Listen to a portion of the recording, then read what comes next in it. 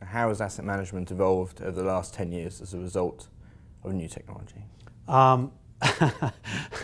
That's a really good question. I don't think asset management's changed enough in the last 10 years as a result of new technology. So asset management has really evolved as a result of technology. I think asset management has evolved over the last 10 years with respect to new technology in terms of giving asset managers a lot more information about just what's going on inside their buildings.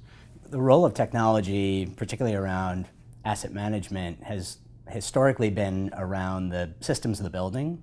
And what's changed, I think, most dramatically has been now how that technology can apply to the people within that building. In particular, knowing how the building is being responsive or not to their needs, to its occupancy levels, even to the way that, to their preferences. I think obviously there's a lot more technology embedded within the processes that go on, that are involved in managing a building today. But a lot of that is supporting or facilitating technology.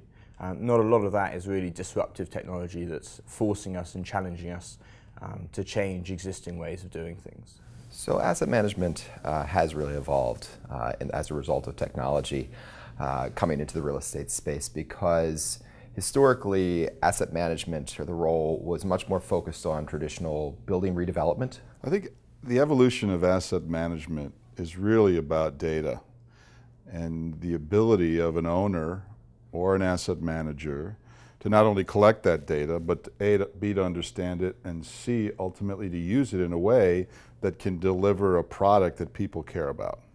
It also now is helping us become a lot smarter about who might be good fits for that building based on tenant makeup or the makeup of the asset in order for us to better market or position those buildings in the first place. As of late, I think the need for asset managers to be much more strategic in their thinking about how a building is positioned and who the end user of that building is, and what kind of features and functionality that building needs to contain for those users. They need to be much more thoughtful about what kind of technology needs to be incorporated so that owners and operators have better insight into how their portfolios or buildings are performing. That's needed to really change the thinking of asset managers in that role. You know, I think traditionally asset management was like a coupon clipping business where, you know, you just kept the lights on and stuff like that, and the rent would come in, and you wouldn't really have to do much. But now I think asset managers need to think of buildings, especially big ones or campuses, as operating businesses, right? Because there's a whole bunch of stuff that landlords and asset managers need to do to be relevant in today's society.